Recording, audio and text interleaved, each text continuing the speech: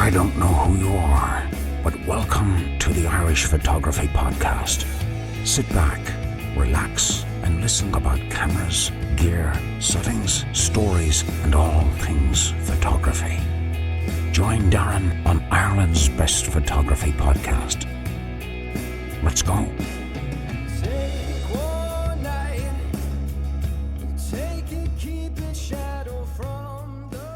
You're very welcome to episode 162 of the Irish Photography Podcast.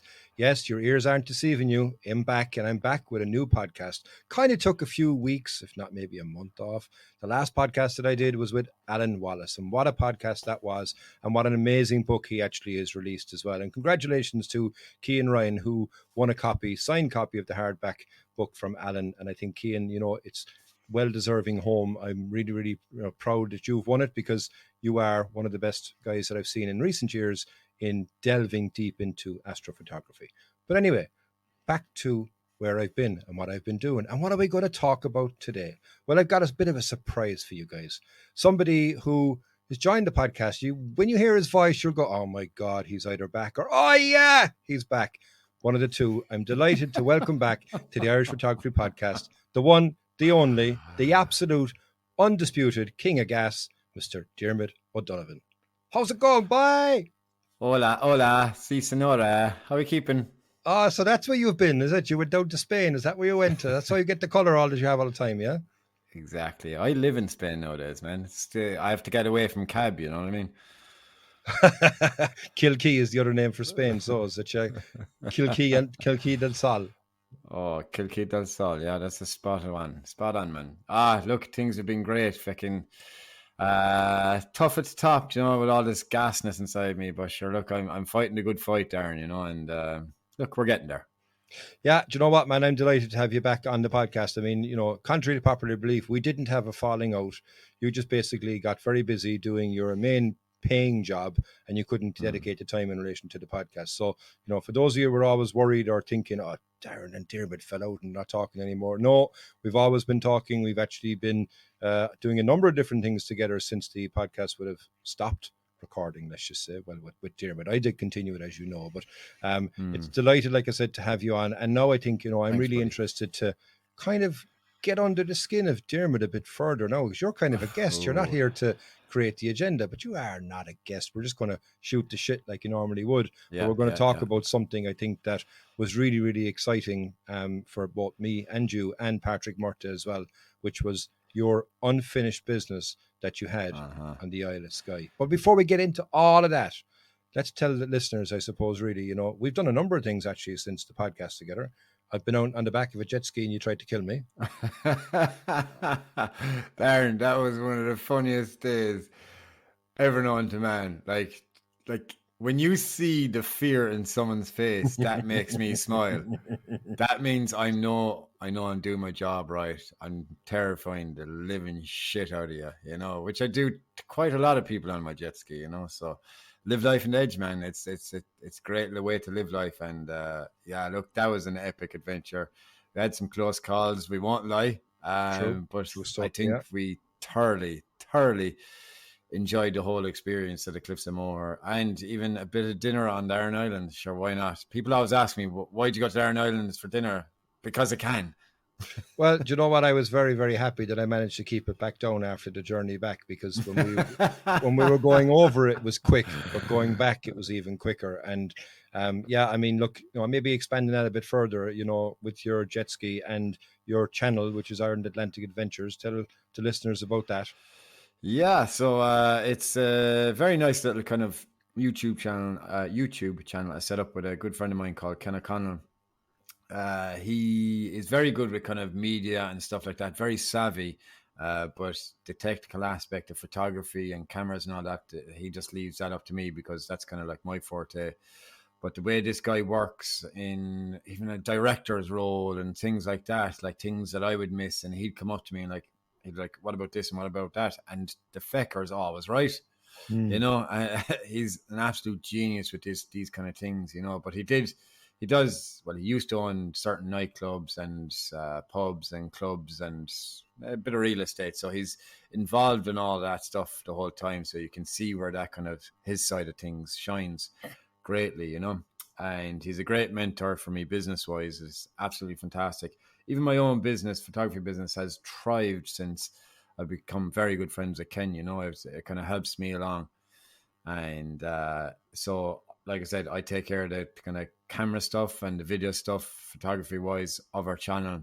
And the two of us kind of just share the workload, tipping away, and we really, really enjoy it. And he's a full-fledged jet ski mechanic, and he's kind of taught me the ways of being a jet ski mechanic. Now, nowhere near 25% or 30% as good as him, but I'm getting there. I'm learning more and more every week. So, like, I'll change an engine out of a jet ski, no problem, and put it back in on my own, no problem. But Boom. Sure, look, now that's 2 years of hard learning now over COVID when I'd nothing else to do. So that's why I was doing that. Yeah, for sure. And you know what? One of the things that blew me away was when we were out on the water. I mean, I thought the waves were big. They're small compared to what you were saying, what you normally go down. But even on that, like, you put your drone up, and something I wouldn't do, and I will never ever do, is to relaunch a drone and catch a drone from the water. But for you, it's like, yeah, sure, second nature. And if anybody hasn't seen any of the footage and the videos that you've created, they are, absolutely incredible. And hats off to the pair of you for Thank you. Doing what you've been doing. And it's clear that you both love it. And as you say, he is phenomenally skilled on the jet ski, and I can see that you're phenomenally skilled on the jet ski. We'll kind of go half and half. A bit skilled, a bit stupid, but sure, look, the stupidness brings the best out in me at times. Yeah, as the song that came from Jackass used to say, if you're going to be dumb, you got to be tough. I have been quite broke up now, I won't lie, after jet ski. And it's funny you say that, because there's another one of the guys on the team from Ireland's Atlantic Adventures, Gavin Tier. He, you archive your stories and you kind of repost them after a year or something like that. So there's a clip of me going over the wave off a $500,000 yacht, and I take the G-force carries me one way and the jet ski wanted to go another way. So I came up 360 degrees off the jet ski at about 50 miles per hour and hit the water. And man, that was pretty sore. And at the time, my adrenaline was pumping, absolutely pumping. So I was laughing and going, ha, ha, ha, brilliant, back up in the jet ski. But by the time I got back to the pier, I was like a 90-year-old man. I couldn't even move. Like me. I struggled to get up the pier. But yes, exactly like you. Yeah, like me. Yeah, like me. And look, I think it is phenomenal to see you guys have the fun on the water. I probably would be in the heart of hearts be jealous that I couldn't get out with you guys, but at the same point, I'd probably be like the old man going 15 knots and you guys are going and around in circles around me. So yeah, I don't know if I'd ever actually do it. But anyhow, yeah, look, Diarmuid, like I say, great to have you back on. Great to kind of catch up with you buddy. Virtually via the podcast. But I know all these stories, obviously, because as I said, we didn't have a big falling out. I mean, we've actually probably gotten closer, I suppose, as the time has gone on, without spending so much time together on the podcast on a weekly basis when we would have done that. Yeah. And speaking of close, I mean, we got extremely close, which is the reason why we are recording this podcast, because we went on a trip, an absolutely incredible trip, and we had wanted to record this podcast when we were over there, but we were just too ball bagged by the time it came to the end of each of the days to even do it right. There was one night, all right, when you were like, come on, we record the podcast, and I'd said absolutely not, and literally within 5 minutes I was gone. Stop. This isn't just because you hiked this mountain or you did this trail or you were out photographing all day. Darren has this unbelievable, I won't say talent. It is. It's a skill. It's a skill. The man can literally fall. No, look, let me paint a picture for you before I continue on that, right? So Darren, after I give him a nice little bit of a feed, okay, we're sitting down having a chat. You asked me a question. And by the time I could get halfway through the answer, you were snoring, and like I only answered it for 8 seconds. What human being can ask a question and be snoring 8 seconds later? I don't understand it. I don't know how you do it, man. I've trained myself many years. Any opportunity that I can get to get some sleep, I'll take it. And it's that was something that I think was interesting. I don't even know what the question was, because obviously it wasn't that important if I wasn't waiting for the answer. Stop, man. The only thing that went through my head, I was like, this fucking guy. Oh my God, what the I'm holding back here now. Yeah, exactly. So look, that was one of the things that we did. And I suppose, look, I want to kind of go into a bit of detail really of what we did. And moreover, I suppose, really in regards to the fun that we had along the way. And I suppose I start off in relation to why did we go to the Isle of Skye? And I'll let you take that one because you were the main Sure. driving force behind that. Yeah, so like I've always like I went to Isle of Skye back in 2017, and lo and behold, I had an amazing experience. Really enjoyed the trip, the camaraderie of being there with a group of other photographers. It was simply amazing. But my shots at the time kind of I felt I left myself down, you know. So there were certain shots that were nice, and especially my shots from the Old Manor store. But there was one shot that I kind of always wanted. I was talking about it a year before I even went on that trip, and it was of the fairy pools. And I've always said it on to you before I went and after I came back, and for years on the Irish Photography Podcast, that I had unfinished business from Isle of Skye. And we tried to line this trip up about 50 different million times. And I just got sick to death of just trying to plan it and get dates, whatever. So I just literally gave you an ultimatum. I'm going on these dates. If you're coming, great. If you're not, I don't care. I'm going on my own. And lo and behold, I think that bit of pressure kind of put everyone into place and say, all right, let's pull the socks up now and let's just get this done. And it was great because, like, now we did have one guy pull out, and I was absolutely gutted because Robert Ziegenfuss, very good friend of ours, a very good friend of the podcast, was all ready to go, and he was mad to see the Harry Potter train and everything, but unfortunately, due to unforeseen circumstances, the dude couldn't come.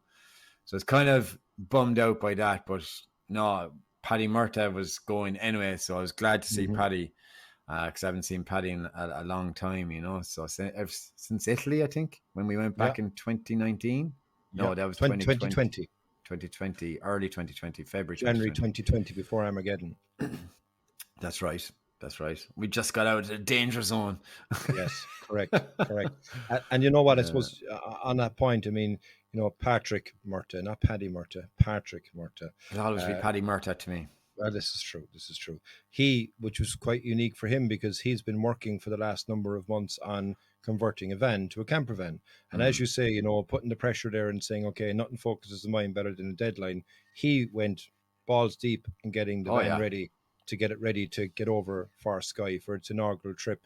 And I think it was an amazing trip for him because he was coming with us to start it off, but he was also going to continue on he's only just came back actually yesterday, I think, from his trip, you know. So like the three of us off we did, and we went over, and we didn't go by plane, we went by van. So that was the whole beauty, I think, of it. And it's something that I would recommend. I know when myself, yourself, and Kevin, when we went to Donegal and we rented a camper van that time, that was to me, regardless of the trip, but that was something to me that went, you know what, this is the way to do it, because you can fall asleep easily, for me.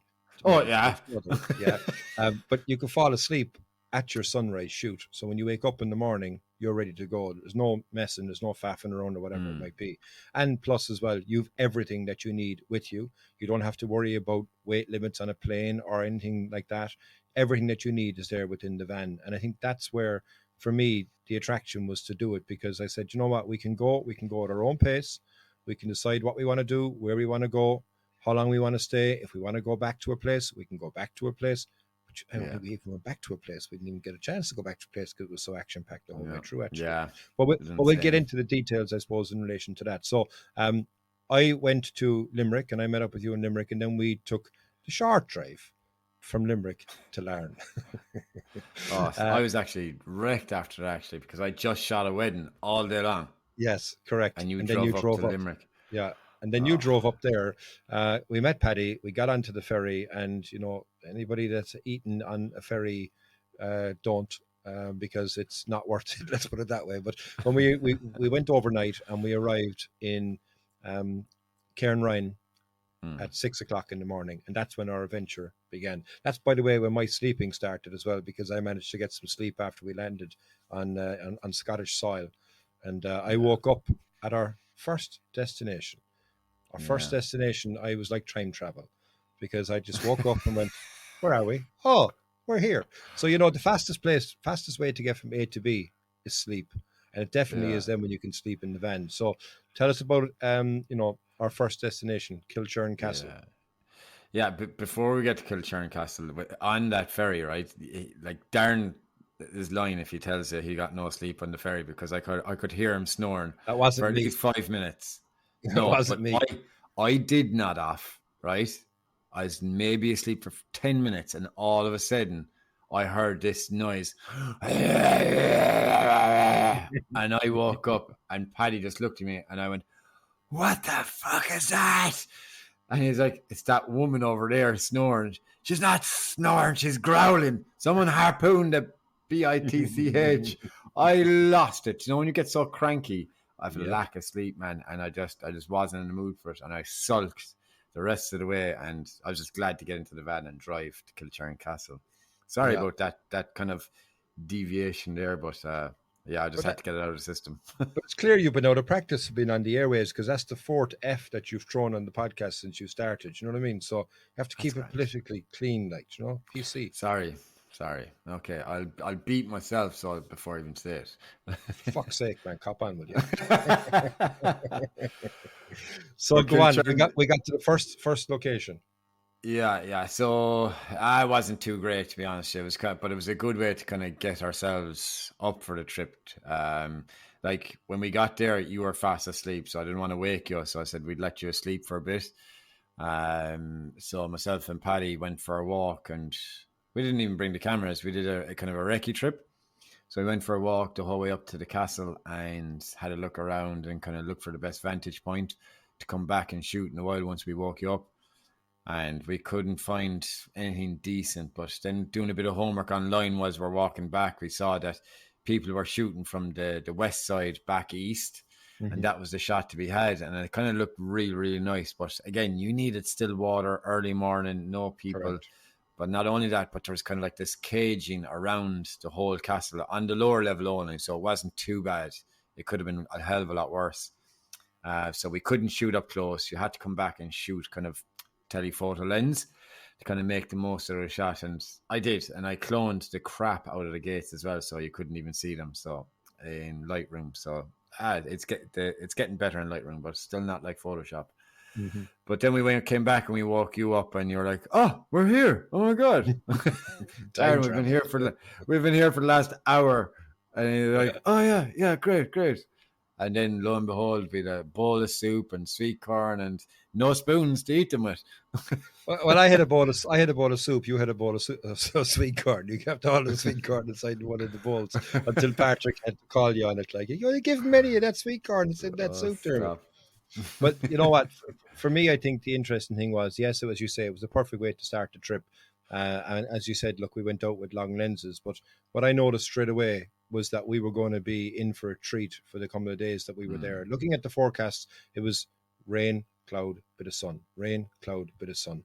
And that was just absolutely perfect for me. And immediately when we looked at that viaduct bridge that was going across there, the light in the mountains, the atmosphere that was there, I got some cracking shots in relation to that. And it was something that I went, yeah, man, this is going to be insane. And we weren't disappointed. And I think we're going to get into some of the different, experiences that we'd have had in the different locations. So for the first location, as you said, not the ideal composition, not the ideal time of day, and not the ideal conditions. But yet I still think we got some nice shots from that. Now, after leaving there, we went for a drive, and we went to what became our home away from home, effectively, which was in Glencoe, in the mountain resort in Glencoe. Yeah. And I remember even just driving in there at the time, and it's even captured on my my video that I'd released of it. The atmosphere, it was beautiful. The clouds were just rolling over Buccaletti Moor, and all of a sudden we pulled up to this place, and I said, "Hang on, that place looks familiar. What's that?" "Oh yeah, that's the." Sorry, but that's what you called Black Cottage, but it was actually Black Rock Cottage, by the way. But, Stop getting all but fancy and technical on me. But when they say, like, you kind of get an expectation of what a place is. I had never thought that that's where that could be. So it went off up. We chilled out there for a bit, and we said we'd go down and shoot it. And I think even on that, it was nice. We got some incredible rolling clouds coming over the back of the mountains. It was raining, it was sunny, it was raining, it was sunny. But there was one notable thing that happened to some poor unfortunate. Oh, Jesus, yeah. Yeah, so he's definitely German. You could hear him with his German accent going, "I'm Schmidt on Schaum." Jeez, that was shocking bad. Sorry. Edit that out, please. It's like your Japanese names. Go on, yeah. Do you remember the Tsuji Japanese names? Amaguchi. Oh my god.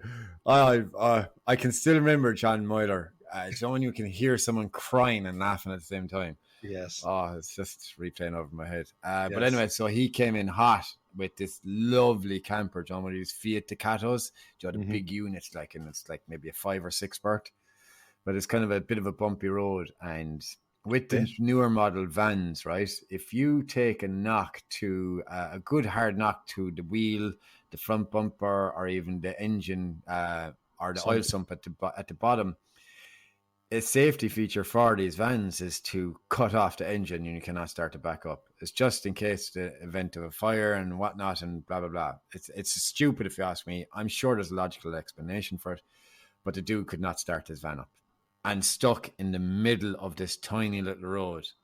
And I just felt really bad for him. And to make matters worse, the dude had no idea what was happening. And I knew, and I was there going, I'm going to go down and tell him.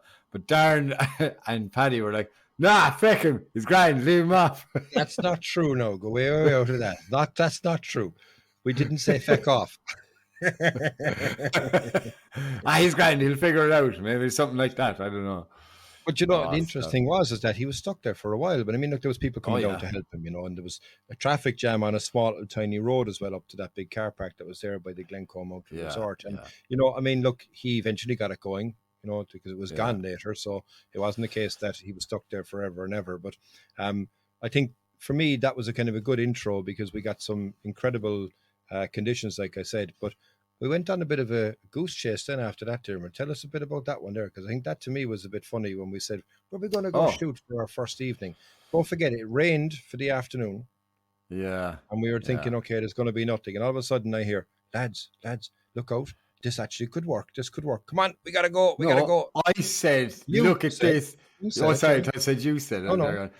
Because I said, I had this feeling in my bones, and like, when someone says it, they're like, oh, such a cliche, whatever. But I actually genuinely was like, man, I feel like something's going to happen. I feel like something really going to be good. And then literally 20 minutes later, I kind of looked at her, hi, let's go, look at that. Yeah, we literally just beep. Fine. We literally just ran, so we jumped into Paddy's van. And we flew up the road because I had 2 cans drank, so I couldn't drive. And we got up there, and I'd forgotten. Like, it's been 5 years since I've been there, so I couldn't remember exactly the original vantage point where most people go and have destroyed it, which was probably the best thing that could have happened to us because I think our composition that we ended up getting is better than your honeypot shot, So, and it adds a bit of originality to it, So. I fully agree with you, and I mean, even at that, when Patrick drove up and he was parked in the van, he says to me, you go ahead there, it's okay. He says, sure, I'm here for a few weeks, I can come back to this if need be. And I went, okay, gone. Don't have to tell me twice. And I went looking for Diarmuid, and he was gone.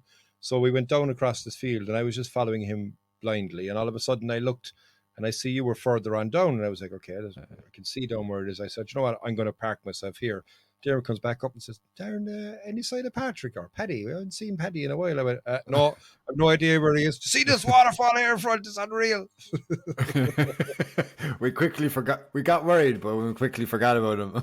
Yeah, and you know what? I think you're right, though, because it did give us something bit of uniqueness, like everybody, and we'll get to that in a moment, because we did end up going and finding the location shortly after that. But I think it was nice to have an introduction to Glencoe with Buccleuch Moor, with some crazy clouds, not so great light.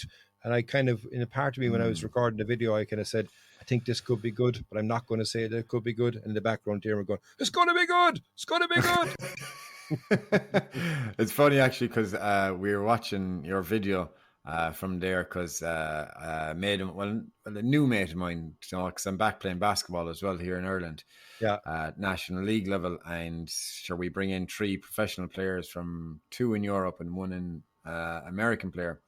We brought over 1 Scottish, 1 English, and 1 American this year.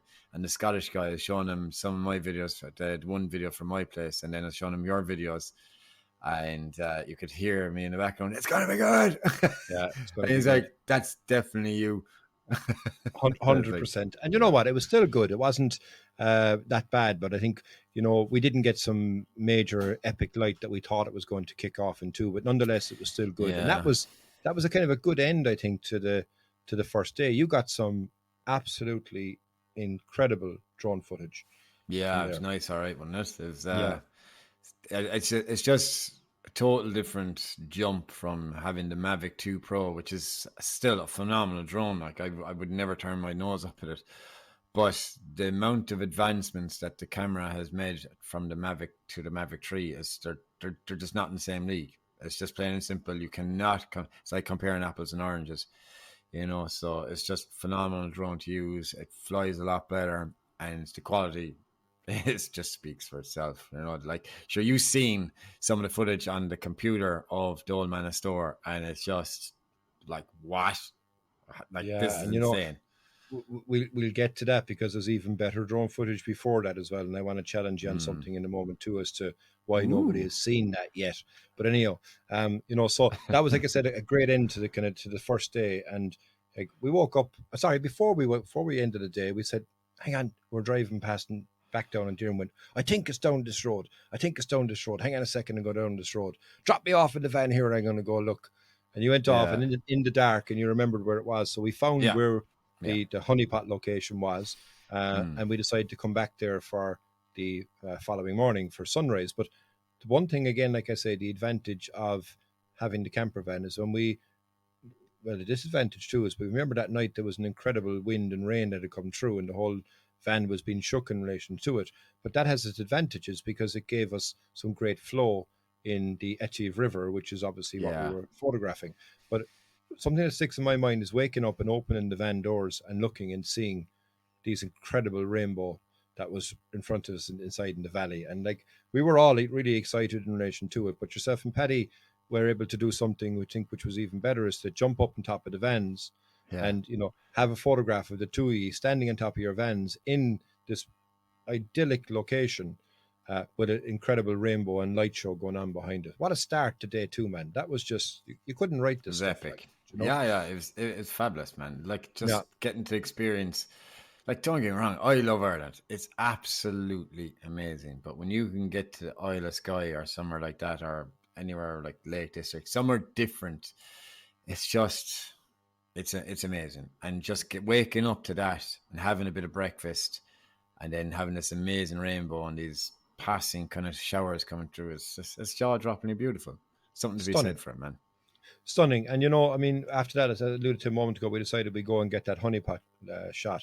And to me, I was like, okay, all right. I mean, you could tell exactly where to place your tripod because there was no grass there. Everybody has done that before.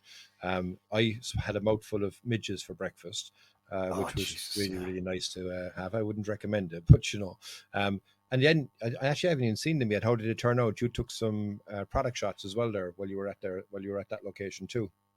Yeah, yeah. So they went up on the. I know some people have seen some of my YouTube channels lately. So I kind of got a contract from a water bottle company, and I just kind of said I'd bring some Ishka bottles over with me to Scotland to kind of get shots at Buccleuch Moor. So yeah, that worked. Like I couldn't be arsed really talking about that because that's work side, and I don't think people want to hear about work. But No, but it was still nice to be able to have it because I think it was in a very, yeah, very good location, And I think, like, yeah, from that to me, I was like, okay, do you know what? I've done that. That's fine. I wasn't overly excited by that bucket shot, but where my no, excitement started to build was on the drive to Skye. And mm, I was in a very fortunate position. And anybody has seen any of the videos that I've released so far, I mentioned it during the video as well. And it sounds like cliches that, we all focus on the destination, but the journey can be equally, if not more important. And for me, having you in the driver's seat and me being like the sniper in the passenger seat with the yeah, light shows that we had on that drive, it was just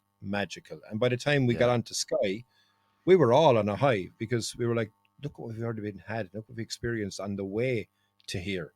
But when we arrived in Skye, and I'll butcher the name, I'll do a Japanese I pronunciation. want to hear it. I want to hear it. Give it to me. Give it to me.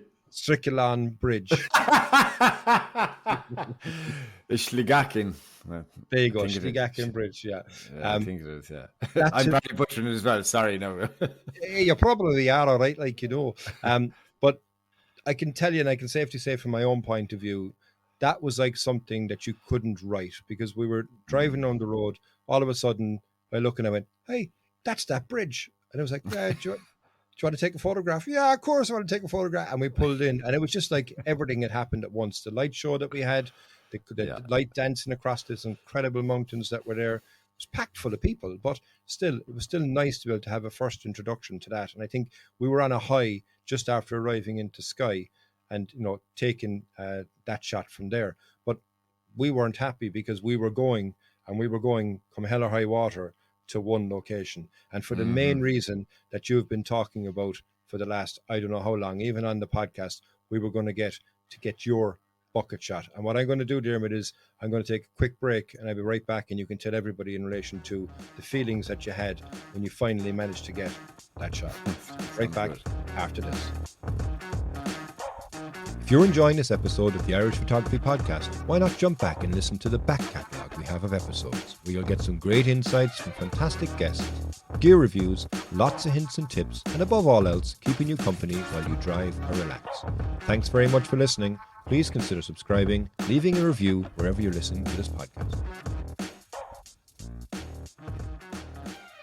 And you're very welcome back to the Irish Photography Podcast. So like I would have said, Diarmuid, before we went for break, this is something that you have wanted to get for 5 years. And we were hell or high water. We were heading to one location. And I let you take it away from here. Yeah, so look, let's not beat around the bush. We headed to the ferry pools, and I wasn't taking no for an answer for this trip. Like, if we'd go back 5 times, we were going back 5 times. Like, you had no say in it. Paddy had no say in it. This is the reason I came. Selfish? Maybe. Do I care? Nope. But, you know what? I think we all kind of really enjoyed it.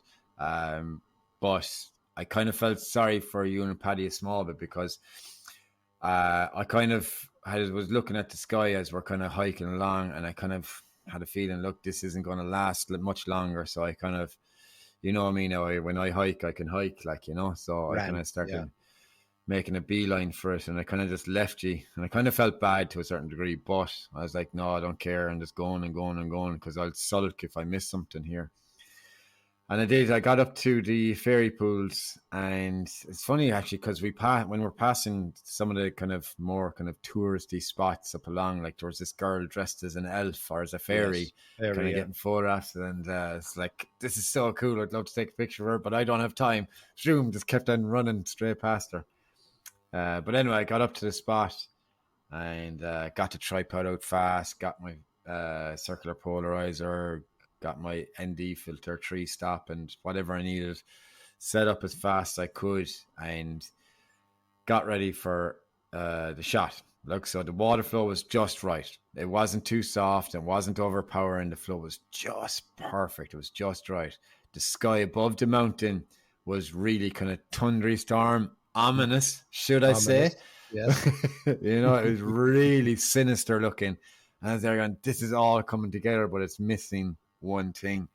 And as every photographer know, our paint is light, and if you don't have light in your picture, it's not that it's a bad picture, it's just not as dynamic as it could be. And I was looking behind, and I was there going, there's a gap there. If the sun just gets to that gap, I'm elected, like I am golden. Yep. And I was watching it, and literally about 30 seconds after thinking it, boom, it happened. It just lit up certain spots of the mountain, and I'm not lying to you, it was orgasmic. I took 5 or 6 pictures fast.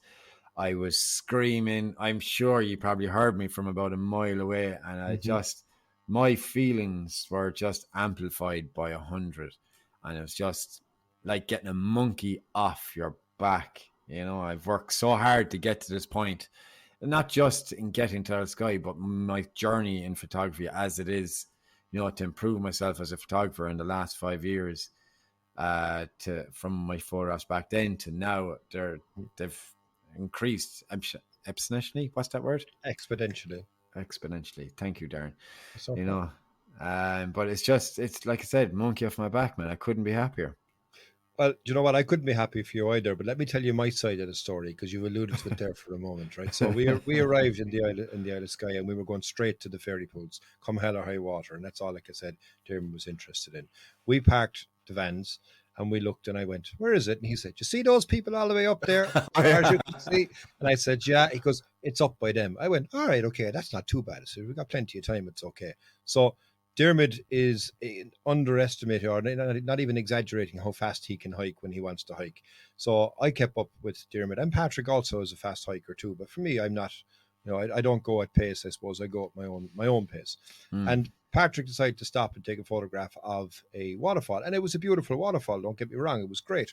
But Diarmuid's like, "No, listen, look, I'm not going to stay. I'm going to be gone." And I went, "All right, okay, off you go." So I stood with Patrick for a couple of minutes, and then I quickly realised where Patrick was standing was the only spot that you could get a photograph of this waterfall from a composition point of view. So I said, "Okay, I'll head on up." So as I heading on and up anyway, I could see Diarmuid was gone, like underlay, like gone, right? And I looked and I went, "Okay, I can see where he is now. I better keep up," because I had no idea where I was going, right? I said, "Okay, it has to be on a pathway." All right, fair enough. So I'm looking up here and I can see you in the distance. I'm like, "Okay, there he is there. That's fine. I'll reach that spot." And I reached that spot and I reached that brow of the hill and I look and there's no sign of you. And I'm like, "Okay, it's further." And I look on it and you are further again. And I'm going, "Okay." So small little goals is what I was giving myself, right? Yeah. And eventually, the crowd started thinning out and I'm like, "Okay, Jesus, where's he bringing me?" Like, I can still see you in the distance. And I'm looking in the distance and I go on the next brow. And it's still different kind of increments, as you know, when you're going up in relation to it. And then all of a sudden I looked and there was no sign of Diarmuid. I was like, okay, maybe he's after gone down. I don't know. Maybe I'll see it when I get up there. I passed the girl that was dressed as a fairy, and I think it would have been a cool shot. But for the same point, I was like, okay, I got to keep up with him. I don't know where he is. Is he going to go off into a valley? I have no idea. So I continue up. And it's interesting because I arrived just at the point where you had just gotten your shot. And I set up my camera. And again, it's in my video. And Diarmuid's going, "I got my bucket shot. And it's on the R5 just to be sure." And like the look on your face was just pure excitement. And I'm delighted for you to be able to get that shot. Now, saying that, I mean, where you had your camera position was perfect. It was bank smack in the middle of the stream. I said, "Okay, I'm going to get out there with you." There was no space. It's one small rock. And I'm like, "Okay, Diarmuid, come on, you have your shot. Get out of the way." But I shared it very willingly now, to be fair. You did, yeah. On the left-hand side, not the exact optimum position that I wanted to get. But anyway, it was fine. But when I was stood there, I was wearing my boots and I was wearing my waterproof boots. And I'm like, okay, yeah, they're waterproof. They're grand. And all of a sudden, I'm like, I can feel a bit of water coming in here. Because where I was stood, the water was coming over my ankle, right? So the water was going into my boots. I was like, okay, it's worth it. Eventually, when you managed to get your shot, I positioned my camera and I got a nice shot as well from there. I think, the light was nice for me as well. But you got the best of the light. And we were happy, and you were happy as a pig in shit. But Patrick then arrived afterwards, and he decided he wanted to get a shot as well. But he also went one step further. And for me, the one step further was something that no way would I do it. No way would I do it. But quite willingly for Patrick, he did it. And what was that? Is he decided to go for a dip. And he went into this water, which was ice cold. I mean, okay, not ice cold, it's the summertime, but it was damn cold. But not only did he go into the water, but he actually went under the water flow. And I can remember even saying, kind of, "Geez, I don't know if I should have done that or not. I feel a small bit lightheaded after it." What did he do? He went back in again a second time. I actually contemplated doing it as well, but then my kind of senses came to me, "No, don't be stupid." Yeah, well, he was freezing after it. Sure, you stayed up there afterwards. You were flying the drone. And again, I can't wait for you to release this footage, which is what I want to challenge you on. When are you going to release some of this footage? Because the drone footage that you got up there, you found a whole new waterfall as well. Yeah, so there's a reason to return. So come on, tell us, when are you going to see this footage? Look, I would love to get it out yesterday if I could. It's just I've been so busy at work. Like, Darren, I'm not joking. If they invented an 8th day in the week, I'd still be busy. I was going to thought you were going to say if they invented another dot. I was like, no, it's okay. One is enough. One is enough. You do not need two. A double dot. No, even I know that. No. Two wrongs don't make a right. No, two wrongs don't make a right. But you know what? Look, I can't wait to see that footage, Diarmuid. So I know you're busy, man. But whenever you get it, trust me, guys, if you're listening to this and you haven't seen it, or if you're listening to it and it has been there, go watch it, because I know you're going to be blown away in relation to the drone footage that you got from up there. And also the fact that you recorded your vlog in relation to it and the excitement as well that you managed to get. that shot. That was the end of day 2, actually.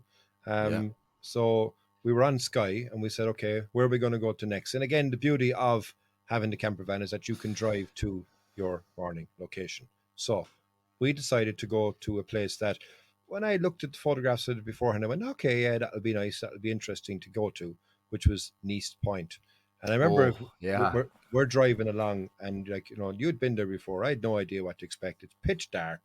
I was like, where are we going to park? I don't know. We'll keep driving till we can find a place that we can park. Okay, look, maybe we can park here. Maybe we can park there.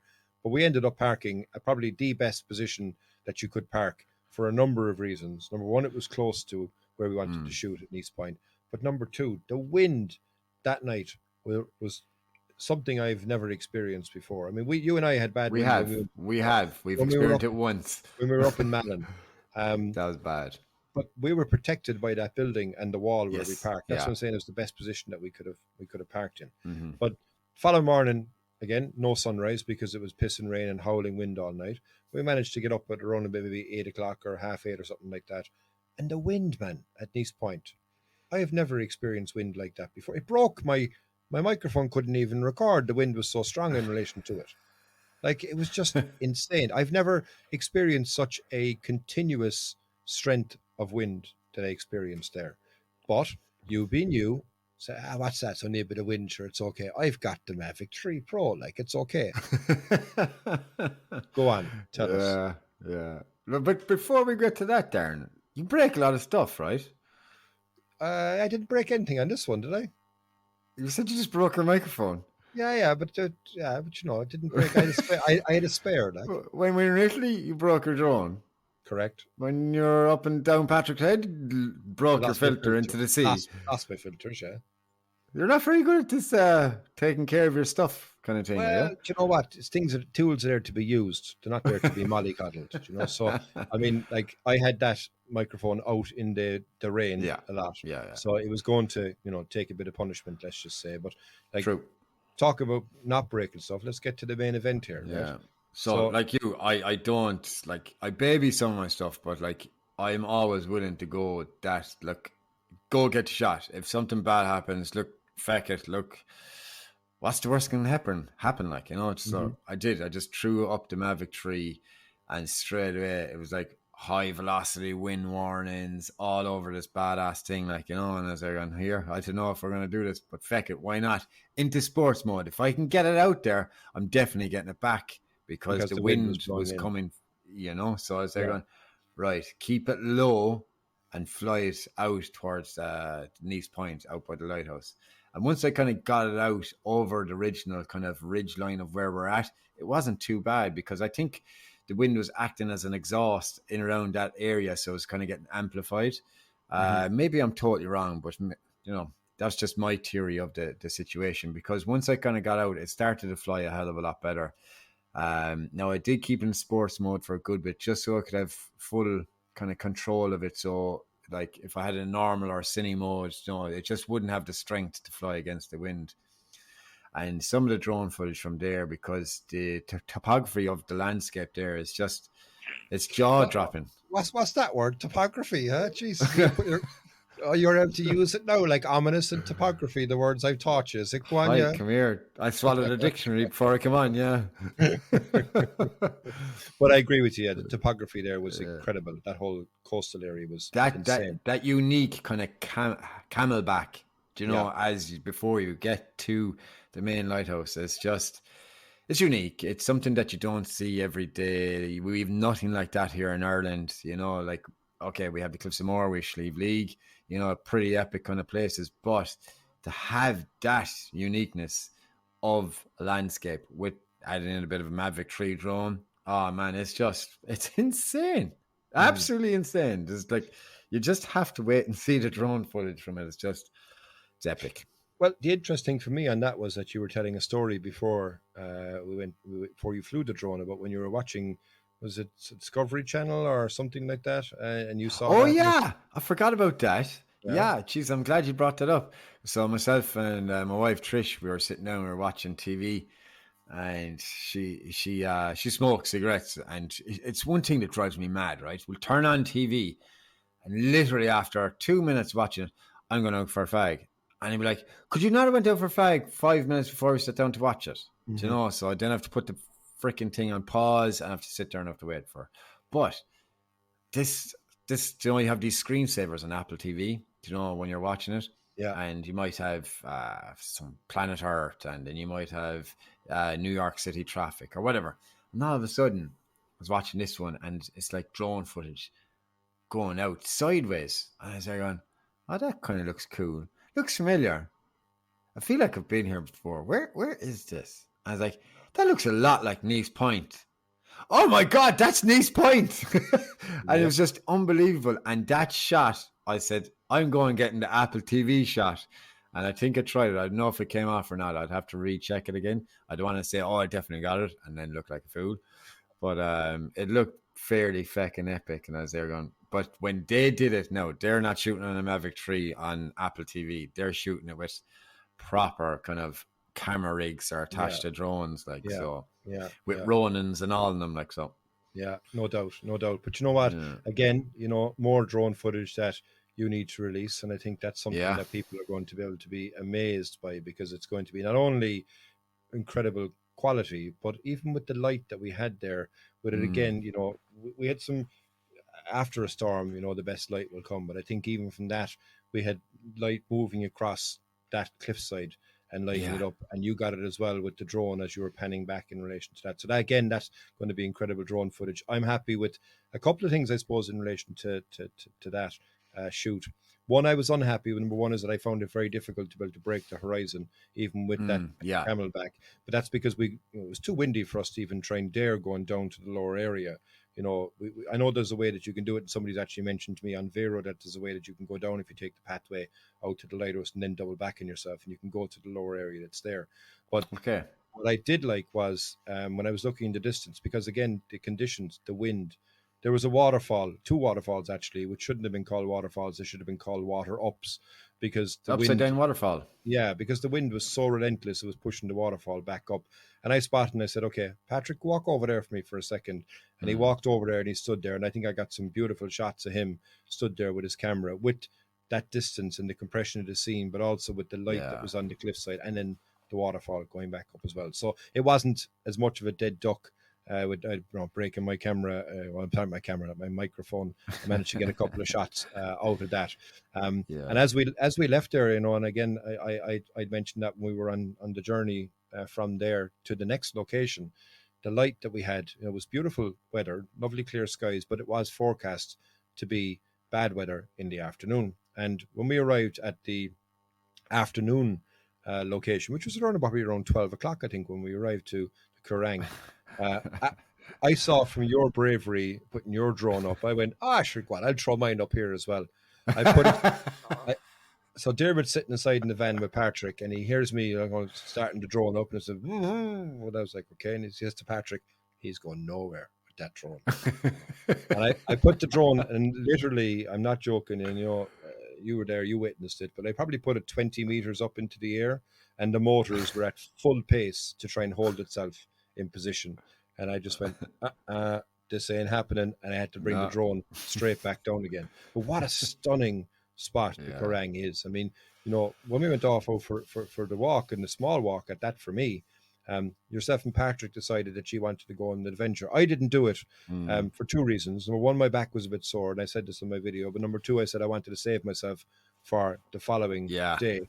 But number 3, which was the bigger one for me, was this weather forecast was going to be right, and there was going to be rain coming in. So I said to Diarmuid and Patrick, if you're going over there, bring your rain gear. All right, yeah, no problem. So they walked all the way back up to the van, got the rain gear, carried it back down, had the rain gear in the hand, put it into the bag, and off you went and set off on your journey. Not long after that, Diarmuid, what happened? So, like, again, like I hike fast. You know, I like to work out and kind of not beat around the bush. Let's get to a location. Boom. And no offense to you, with not having you there, it was much easier to move faster with Paddy, you know. So myself and him anyway started belting on strong, passing out literally every person, no problem. And next minute, like, you smell rain. I was there. was like, Paddy, I think it's going to rain. No. I think we'll be all right, he says. And then I was like, no, I don't think so. So we actually got up about halfway, and all of a sudden, the first few drops started happening. And I was like, going, there's no need to put on the pants yet. It might hold off a bit. And before we knew it, it was kind of fairly heavy, and we were soaked. You know, it kind of just came that fast. And I was like, there's no point even putting on the wet gear now at this stage. And the wind just got stronger and stronger and stronger. And it was absolutely just crazy bad windy. But I did get a shot up there before, and I don't know what the name of the place is, or the vantage point. No, the Needle was back up to the left, up a bit of higher vantage point again, but we went off to the right. I was calling it the Eagle's Nest. Why? I don't know, because I wanted to call it that. Okay. So we kind of climbed up along this kind of ridge line up around the back.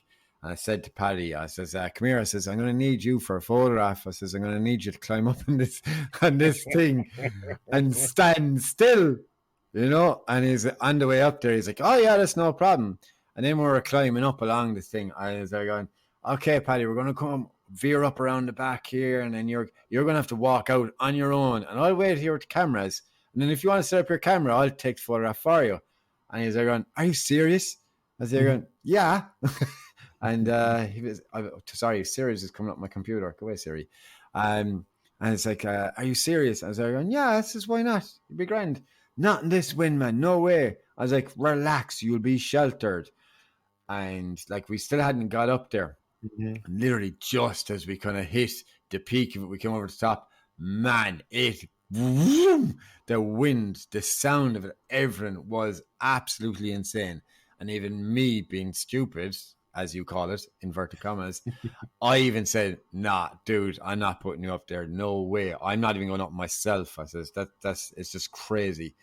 And Paddy has his camera phone out, and he's kind of taking video footage, and he points at me, and you can see me going, just scream at the wind, whatever. And he pans away. I had a hat on in the first part of it, and he pans away up to the left, and he pans back, and my hat is just gone. It literally caught my woolly hat, which was tight as well. It wasn't just one of these loose ones. Vroom, gone. Some sheep called Sean now is wearing that now over in the Isle of Skye, and his head is lovely and warm. He's sorted. No, he's the bell of the ball with the hat on. Yeah, you know what I mean? Yeah. And you know, for me, the best thing about that was that I was almost back at base, and I felt this rain coming, and I was doing a time lapse, actually, the second time lapse I was doing, because some gowl bag decided to walk in front of the first one. But I was doing a second one, and this rain came through, and I went, you know what? I'm just going to keep going. It's going to keep going because it's going to be epic. So I got that entire rain that you guys got stuck in the middle of my time lapse, and I was happy. I said, okay, done. There was no sign of the rain stopping. So I turned around and went back to the van. I said I'd continue to do the edit of my video from that's right. day one. And I got back, and I was absolutely soaked. My boots were still wet since the day before, but now all my clothes and everything were soaked. So I got back to the van, got changed anyway. I was setting up, whatever. And next thing I looked out, and I could see the two of you walking back up towards the van, and they were like totally like flucked to the cracking, which is wet to your skin. I mean, like, it was insane the amount of rain that was after pissing down on top of you. And they were like two drowned rats. It was funny as hell for me. I was perfectly dry, but like even at that, you know, I said, "Did you get any shots?" Nah, didn't even get the camera out of the bag, boy. I was like, "Did you put on your wets?" No, I didn't put on my wets. I was like, "Oh my god!" But you know what? I had the time of my life. We laughed and joked the whole way up, and we just had some crack. We had more fun with our camera phones than we did with our cameras. Honestly. Absolutely. I would fully agree with it. And judging by some of the stories that I would have seen, and we'll get to an interesting one in a moment when we get to tomorrow's shoot. But I think, you know, some of the stories that were put up there as well, I broke my backside laughing, because look, you know, like that was in the afternoon, and it still rained, and it rained, and it rained, and we were feeling a small bit hungry. So we said we'd go down to where? Port Ray? Oh my God! Please don't remind me of this. Oh my God! I'll keep it brief. Please don't. I'll keep it brief. So we went so let's put it this way: like Diarmuid, like you said earlier on, when he's hell bent on something, he didn't want to stop. So he's hell bent on getting food. So were we, but he wanted Chinese. So we went to a place that had something of a remnants to a Chinese. It has a name called Number One Noodle. Not a sponsored ad. Don't ever go there if you ever do go there, because they don't even have noodles on the menu. But Diarmuid asked for noodles, and the man said, "Yeah, we have rice." He said, "No, if you got noodles, which noodles do you want? Do you want the thin ones or do you want the thick ones or the fat ones?" He called them. No.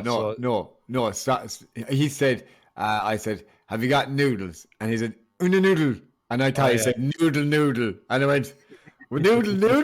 And they're skinny noodles. I was like, and he's like, noodle. And they're going, and then after every time the dude spoke, he'd make the sound, yum, yum.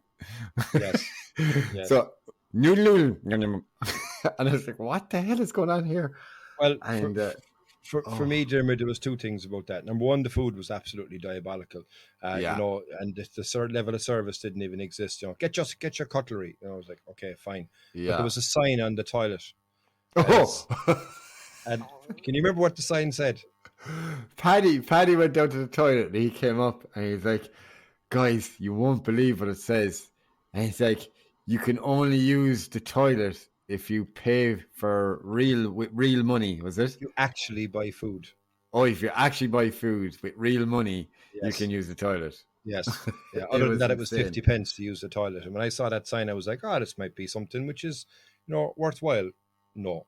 So, like I say, don't go there if you're ever there. Don't go to that unfine establishment. After that, Belly's wondering why we had done what we'd done to them. We headed back up, and we said we'd camp up to our location that we'd shoot for morning 4, which is the absolutely incredible and, I suppose, worthy iconic area, which is the Old Manor Store. And that to me was probably, something that I had built up on. But at the same point, I lived and breathed what I hadn't wanted to happen. I can't wait to hear this part. During it as well, because look, we packed up and I said, as you can see this from the side of the road, and we packed and I said, "Is that it up there?" And Timber goes, "Yeah." He goes, "That's nothing, man. That's no bother. That should be that pretty straightforward." Because you'd built it up, said that's a pretty fair hike now, Darren. I mean, like, we got to get up early. We give ourselves some time. Got up the following morning.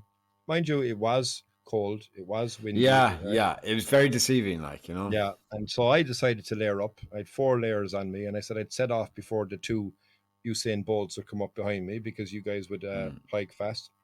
And I remember Diarmuid saying to me, "You kind of have to get up to it, but you kind of go ass around, elbow to get up to it. So when you go up there," he tells me, he says, "Go right," but I thought he said, "Go left."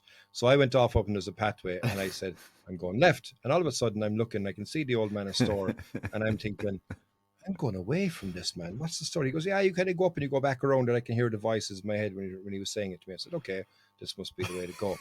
It's dark, by the way. We started this at 10 to 5 in the morning, and sunrise was at 6. Gave ourselves plenty of time. And around, I don't know, halfway up, I was like, "Crikey, man, this is longer than I thought. I'm not going to be able to make this." And what I thought was a shortcut, because I'd never been there before, right? So there's a pathway, and then I see a shortcut, and I'm going, that must make sense. There's a shortcut people take to go back to the main one. I went the long one, whatever. So I go through this shortcut. I go over a ridge. I can still see the pathway. I'm walking and walking. The pathway is getting smaller and smaller, smaller and smaller. And all of a sudden I go, there's no pathway. Oh, crikey, what have I done? Where am I going? And I said, "Okay, Asher, it's only just here. I'll go an extra 10 feet.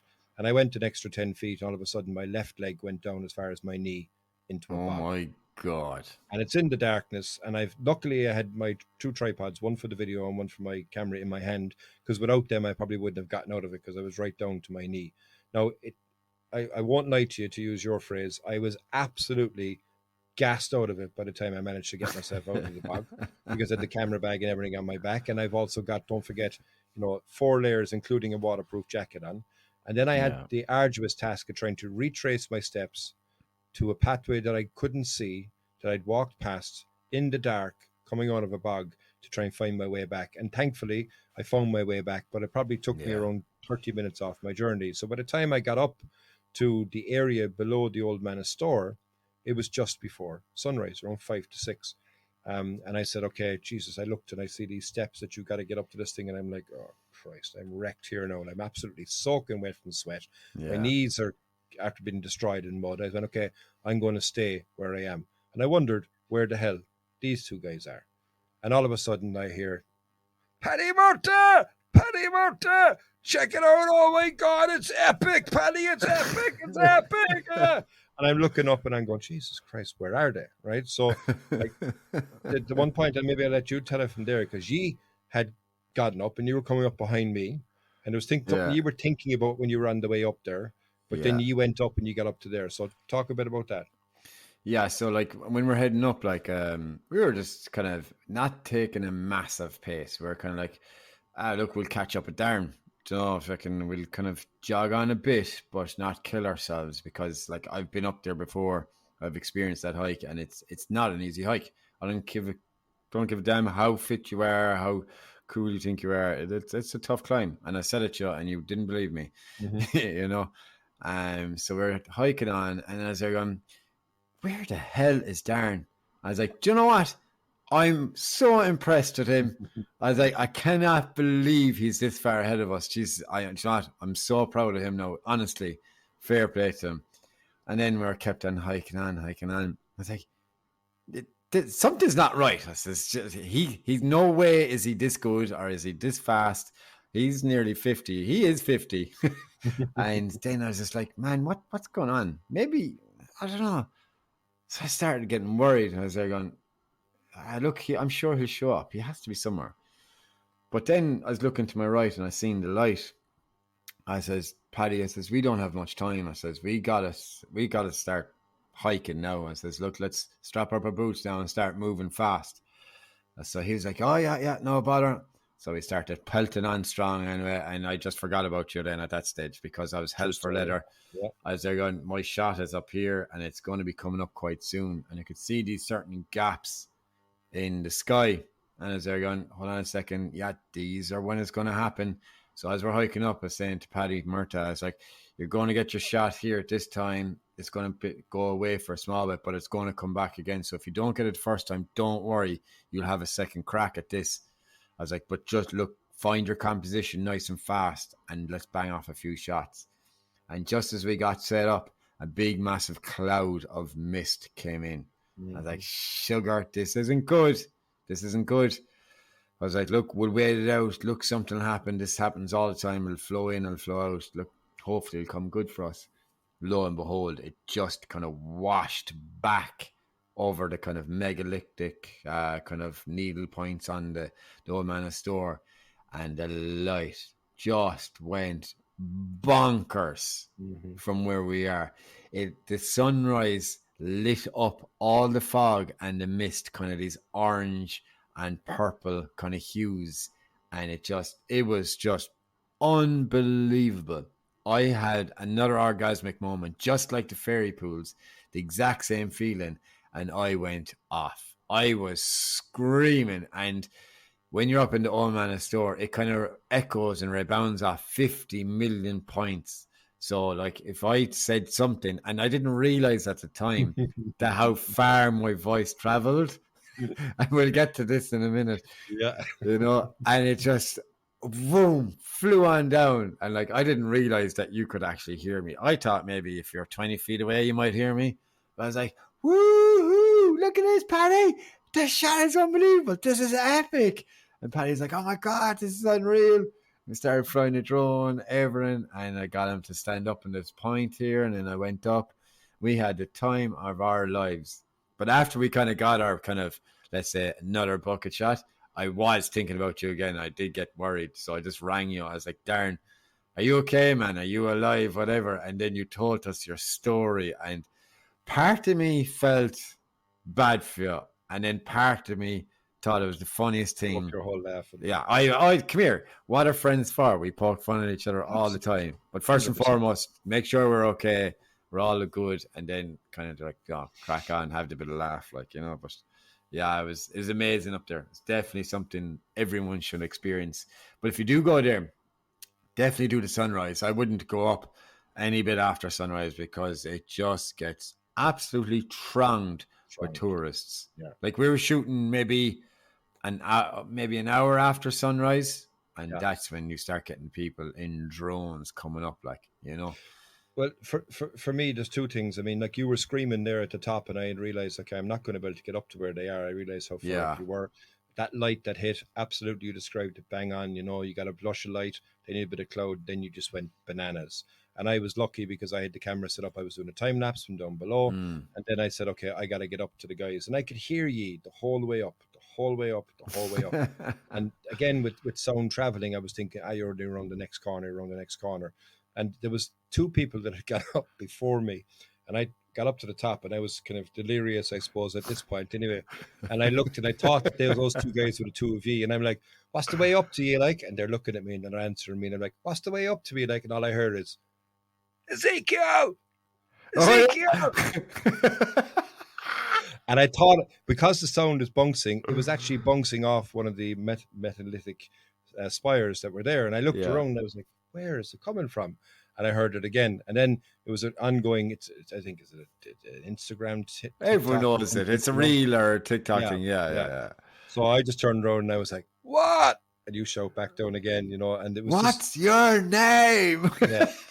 And for me, that to me, I went, you know what? That's one of the moments, because the two guys who I was looking at thinking were ye, all of a sudden I'm shouting back up, and they're hearing you shout back down, including a profanity. But the best thing about it was is that you'd given your phone to Paddy, and Paddy was That's recording, right. and you kind of Yeah, said, record this. I think he's going to get it.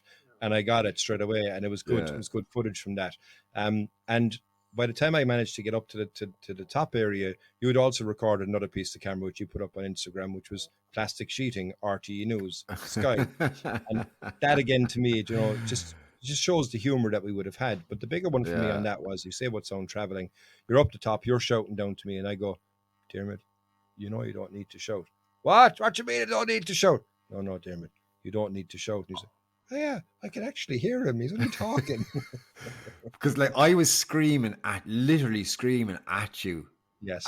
and like you may as well have been 3 feet in front of me, but I didn't realize how much it traveled. I was there going, watch out, the drone is coming through. You're like, Diarmuid, I'm just here, man, chill out. And I was there, oh yeah, sorry.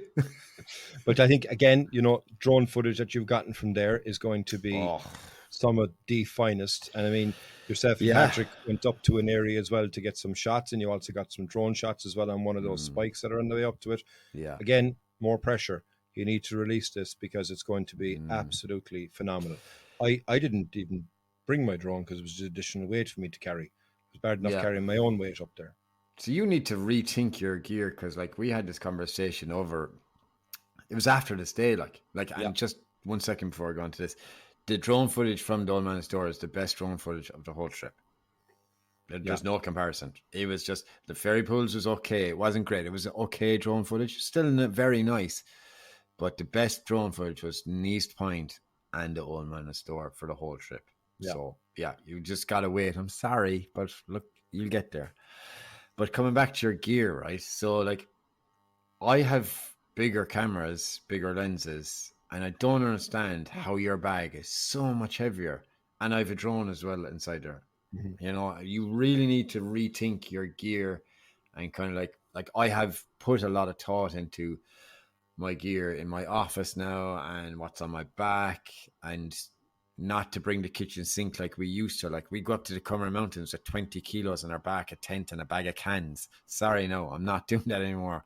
Mm-hmm. You know, it's just, it's insane. So like, I've really kind of reduced my gear footprint, if that makes sense. So like, I've trimmed down my filters, got mirrorless cameras, got proper lenses that will carry me through to a certain degree, that all I need is 15 to 35 and a 70-200. I don't need anything else. I really don't.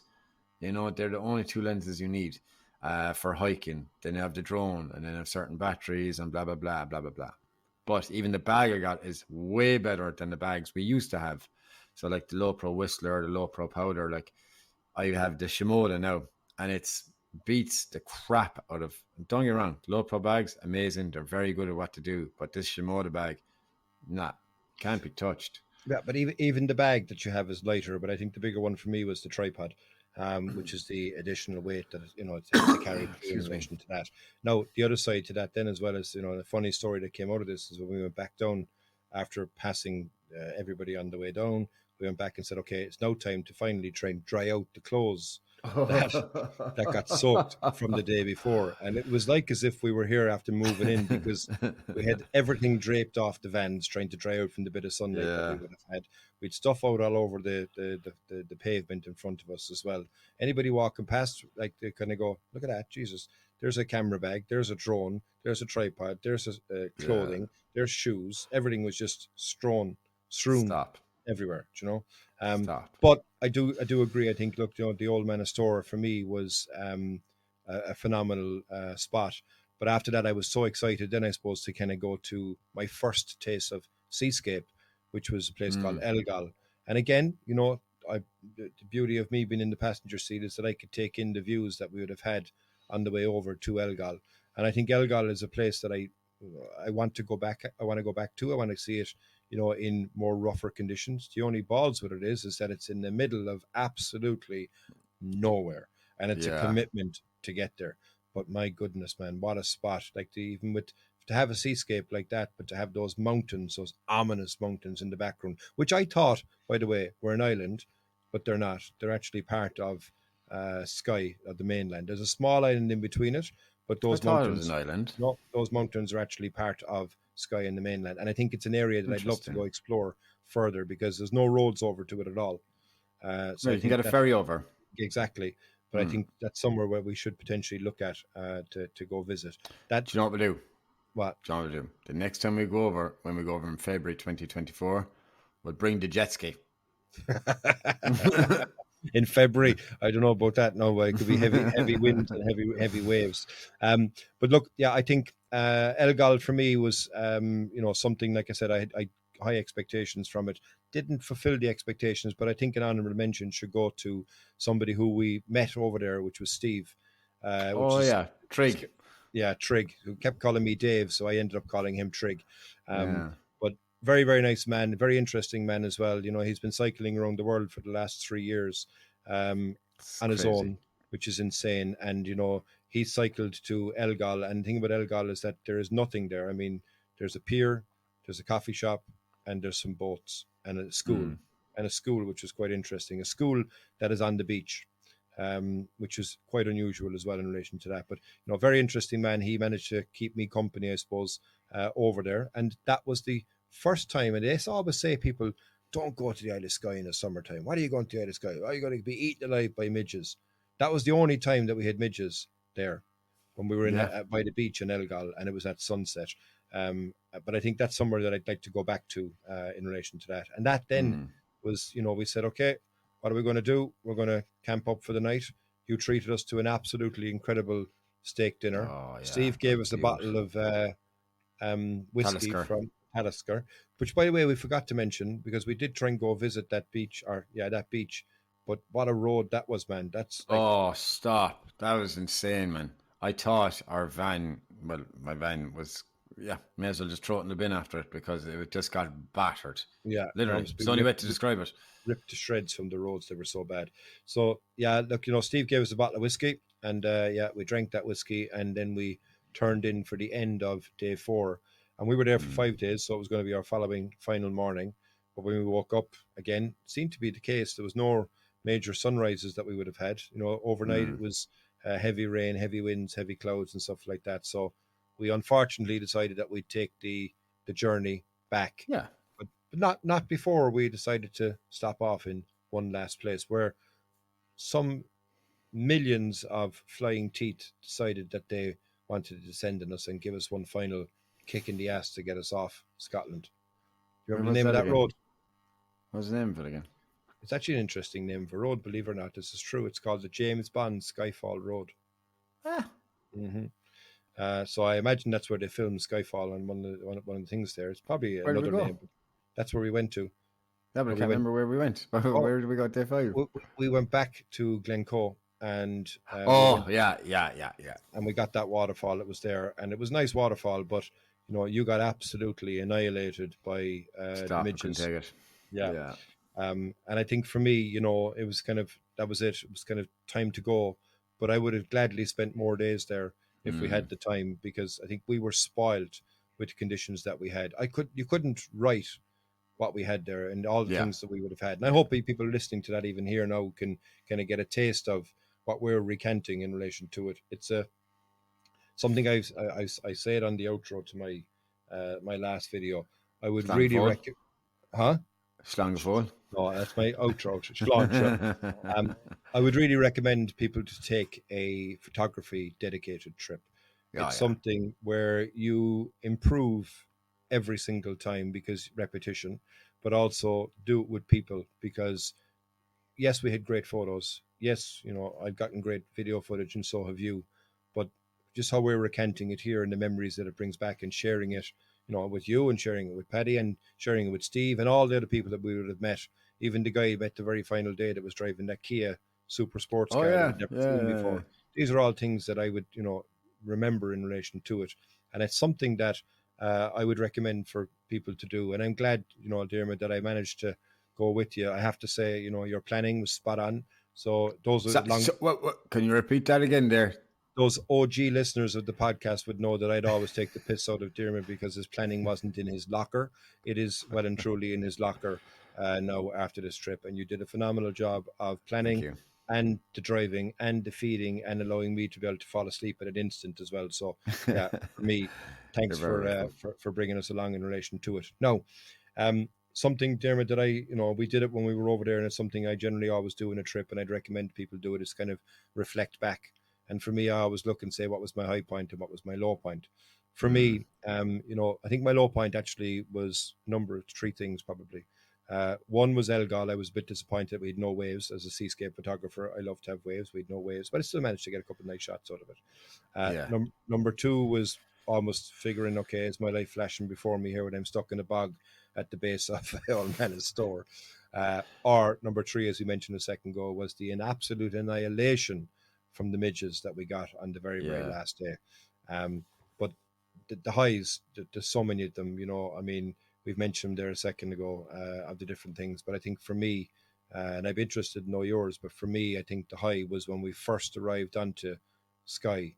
And when we saw that bridge, and all of a sudden I went, this is going to be insane. The light that we had there was just beautiful. Yeah. So yeah, Yeah. they're my high point and low point. What's yours? Yeah, so my high points, like I'm sure after you're listening to this for an hour and 16 minutes, I'm sure you know what it is. It's definitely the ferry pools and Old Manor Store, and like the hiking. I love hiking. I love moving. So that's definitely one point where I love kind of exploring, and then not just exploring in an actual sense, but exploring stuff and learning stuff about myself. It always kind of helps, to broaden my mind, broaden my horizon. Yeah. But I think the low point was definitely number one noodle was one of the low points. I have Yes. to say that was pretty bad. Eileen Dawn Castle was another low point for me. We didn't even talk about that, but No, we there didn't. was no need to. No. It flopped, to be honest. And we actually revisited it from a different The other vantage side. point, on the way back. And look, we knew what was going to happen. It wasn't going to be great anyway. But yeah, it was just like those. I think Dawn, Elgal did disappoint me as well. But I have gotten a nice shot at Elgal before.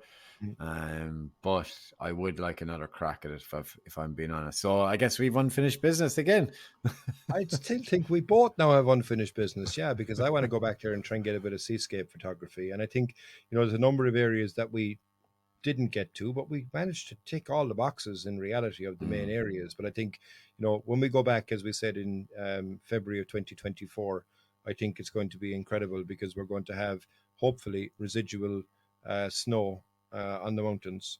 And not on the roads, so it'll be easy to get around, and hopefully we get some nice wintry light and wintry conditions as well. Yeah. So yeah, look, I mean, Diarmuid, we came back. I think, how many kilometers did you do in the van? Just shy of 2,200 kilometers. Wow. Would you do it all over again? In a heartbeat. Well, me too. And you know what? It's been phenomenal kind of catching up with you, Diarmuid, in relation to your thoughts in relation to it. I hope the people listening to as well get a flavour of what we experienced in relation to it, because it was absolutely insane. Yeah, absolutely, 100%. Like Yeah. it's just something like you said, just to allude to it again. Like, do your photography trip, but like go with the right people is what I would say as well. Like go with someone that you can relate to, that's someone that you can bounce off with ideas and the same kind of humor or whatever. You know, it's just that'll heighten your experience more than anything else. So that's the one tip I would give. Go with like-minded people who are up for a bit of crack, and don't be too serious either. You know, enjoy yourself. Let yourself go. Literally. You know, Eat Nutella from a jar with a spoon on camera. unless you video evidence of that, I do not believe it. Oh, I do. Episode 1, Scotland road trip, available on my YouTube channel. Diarmuid, thanks very much, man. Great to have you back on the podcast. Thank you, sir. Even as I say, only as a guest, I think you kind of slip back into it. It's been great to share these memories, and hopefully, like I say, that you get your ass in gear now and you start releasing some of those videos. So we've built it up now. People can see what it's like, and even from my own one, I find my finale will go out on Sunday of this week. And yeah, Okay. you could people have kind of got an insight into what to expect now. But my goodness, man, some incredible shots, some incredible video footage, some incredible memories, and yeah, unfinished business, like you say, for both of us now. Part 3 now. Yeah, part 2 for me. Part 2. All right, so look, I'm going to wrap it up there. Thank you very much for everybody for listening. If you do enjoy the content, please give us a like or a share, or talk to your friends about the Irish Photography Podcast so more people can learn in relation to how joyful and fun photography can be. So from me in Cork to you in Limerick, I'll sign out how I always sign out, and you can probably try and copy me if you wish. But from me, slán go fóill. Sláinte. Cheers, buddy. See you, buddy. Bye-bye. Hey guys, if you dig what you're hearing, why don't you jump over to iTunes, Spotify, or wherever you get your podcasts. Give us a 5-star rating and don't forget to share with your friends. With all that done, we'll see you next week, and remember, keep shooting.